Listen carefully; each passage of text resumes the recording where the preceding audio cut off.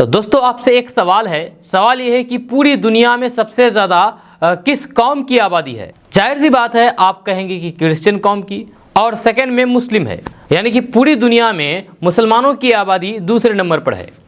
लेकिन ये आपको जानकर के हैरानी होगी कि पूरी दुनिया में मुसलमानों की आबादी दूसरे नंबर पर होने के बावजूद भी आज मुस्लिम बटे हुए हैं। मुस्लिम में एकता नहीं है। एक मुस्लिम कंट्री दूसरे मुस्लिम कंट्री से दुश्मनी निभाते हैं, आपस में मुस्लिम देश लड़ते रहते हैं। यही कारण है कि आज मुसलमान सबसे ज़्यादा दबे कुचले और जिल्लत की ज़िंदगी जीने पर मजबूर हैं। जी हाँ, यानी कि मुस्लिम देश आपस में लड़ते हैं, मुस्लिम देश एक दूसरे को देखना नहीं पसंद करते हैं। लेकिन खुशी की बात यह है कि अब ये इख्तलाफ मिटने वाली है।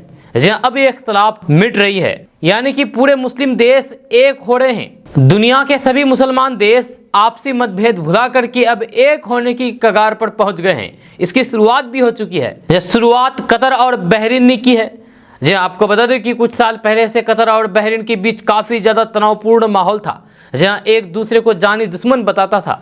लेकिन अब यही कतर और बहरीन आपस में मिल रहे हैं, आपस में इख्तलाफ दूर करके दोस्ती की हाथ आगे बढ़ाए हैं। जहाँ ये एक अच्छा संकेत है। अगर इसी तरीके से पूरी दुनिया भर में जितने भी मुस्लिम देश हैं सभी एक साथ आ जाए तो फिर मुसलमानों की कुछ उन्नति हो सकती है। जी हाँ, जैसे कि आपको पता है कि पूरी दुनिया में अभी जो जिल्लत की ज़िंदगी जी रहे हैं जो कौम, वो है मुसलमान। लेकिन अब इसकी बेहतरी के लिए मुस्लिम देश आगे आ रहे हैं। जी हाँ, कतर और बहरीन ने शुरुआत कर दी है। आपको बता दूं कि दुनिया में जितने भी मुस्लिम देश हैं इन सभी के बीच में आपसी इख्तलाफ रहे हैं, जहाँ आपसी दुश्मनी रहे हैं। इसी का फ़ायदा उठा करके अन्य दुश्मन देश मज़े ले रहे हैं, जहाँ और मुस्लिमों पर हावी हो रहे हैं।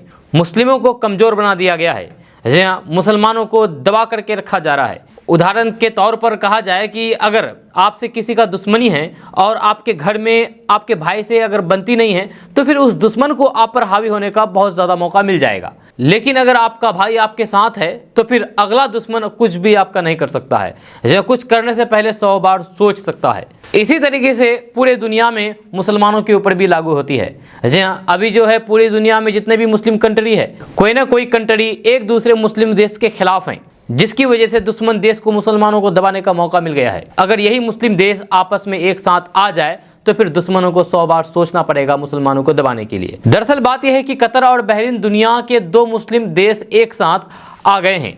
बहरीन और कतर एक दूसरे के साथ राजनयिक संबंध को फिर से बहाल करने पर सहमत हुए हैं। बहरीन ने सऊदी अरब के साथ गठजोड़ करते हुए साल 2017 में कतर के साथ अपने संबंध तोड़ दिया था। जब खाड़ी के 2 अहम देश बहरीन और कतर एक दूसरे के साथ राजनयिक संबंध के लिए एक साथ आ गए हैं। या इस दोस्ती का हाथ आगे बढ़ाने के लिए दोनों तरफ से बुधवार देर रात तैयार हो गए हैं। बहरीन उन 4 अरब देशों में से एक है जिन्होंने 2017 में कतर से अपने सभी संबंध तोड़ दिए थे। जी हाँ, 2017 से काफ़ी ज़्यादा दोनों देशों के बीच दुश्मनी थी। अब ये दुश्मनी भुला करके सभी दोनों एक साथ आ गए हैं। ये देश 2011 की अरब क्रांति के बाद कुछ देशों में सत्ता में आए इस्लामी संगठनों को कतर के समर्थन से नाराज थे। कई देश इन संगठनों को आतंकवादी गुटों के रूप में देखते थे। सऊदी अरब, मिस्र और संयुक्त अरब अमीरात यानी कि यूएई ने 2021 की शुरुआत में कतर के साथ राजनयिक संबंधों की बहाली शुरू कर दी थी। जहां हाल के दिनों में तीनों देशों के कई शीर्ष नेताओं ने कतर का आधिकारिक दौरा किया। यानी कि बहरीन से पहले संयुक्त अरब अमीरात यानी कि यूएई ने 2021 में कतर का साथ दिया था, यानी कतर से हाथ मिलाया था। लेकिन अब बहरीन ने भी कतर के साथ हाथ मिला लिया है। जब बहरीन और कतर ने सऊदी अरब की राजधानी रियाद में खाड़ी सहयोग परिषद यानी कि जीसीसी के मुख्यालय में अपने अपने प्रतिनिधि मंडल के बीच हुई मुलाकात के बाद एक आधिकारिक बयान जारी करके आपसी राजनयिक संबंध को बहाल करने के फैसले की घोषणा की है। जीसीसी 6 देशों का एक समूह है जिसमें बहरीन और कतर भी शामिल है।